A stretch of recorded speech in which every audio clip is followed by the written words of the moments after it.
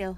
This week, I'm mostly going to talk about the video I'm making for your song. We all do art for different reasons, and the validity and value of an artistic product can be negated or strengthened by the reasons and intentions of the artist. So I think it's kind of important to explain why I'm making this video, just so that you understand why I'm doing it. This is something I've been thinking about a lot because I tried to make a video for one of your songs a few years ago, but after doing the boards, the only way I was going to achieve the vision I had would have been to hire a team of animators, which I totally can't afford. For this project, I decided to approach the video as an iterative, emergent piece, something like a collage of the expressions of grief I see around me, but don't always know how to connect with or express myself.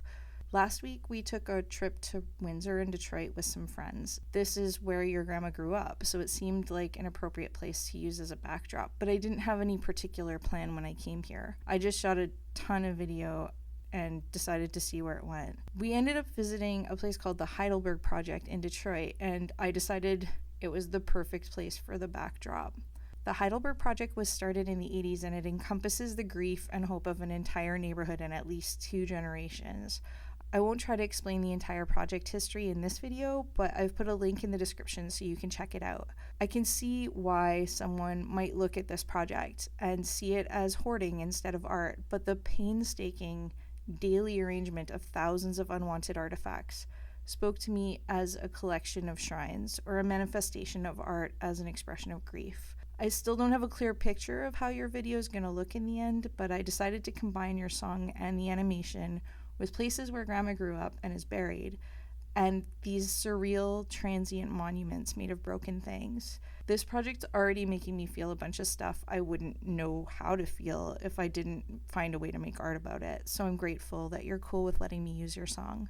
I'm also incredibly excited that you and Alex are starting a band.